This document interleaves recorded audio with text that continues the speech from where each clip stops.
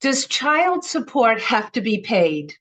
Hi, I'm Ada Haslocker with the Divorce and Family Mediation Center, and I want to continue my conversation about child support.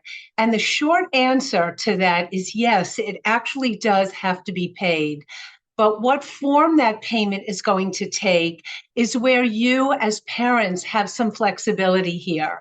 And we can explore that flexibility in the mediation process. So I would say traditionally, when one parent is the what we call residential custodial parent, the child support would be paid to the residential custodial parent from the non-residential custodial parent. But what's happening more and more lately is that couples are actually sharing equal time with their children. And for those of us who've been doing this work for a while, we are really seeing that trend occurring more and more. So the question is, what happens with child support?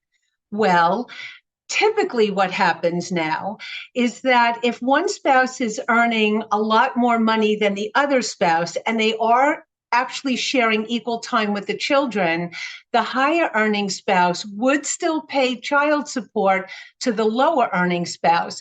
And that is to even the playing field so that the children don't see one parent being able to do all kinds of things for them and the other one struggling to make ends meet.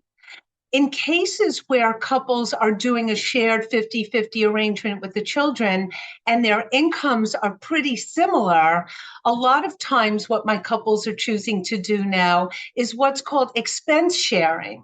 So what that would mean is that when the kids are with each of them, they will provide a roof over their head and food on the table. But when it comes to all the extra expenses like childcare, clothing for the children, and all of those extracurricular activities, they would share those expenses in an equal way. And how they can do it to make life a lot easier is that they can do several ways. They can keep a joint bank account open together for the express purpose of sharing those expenses together and fund that account equally at the beginning of the month and use a debit card for those children's expenses. I'm finding some of my couples want to keep a joint credit card open for the express purpose of those expenses for the children. And some couples want to do Venmo or Zelle or any of the other financial platforms that are out there to accomplish the same thing. So come to my table, let's talk about this and really tailor the agreement that you have with each other about the way you're supporting your children together at the mediation table. Ada Haslocker, Divorce and Family Mediation Center. Thank you for listening.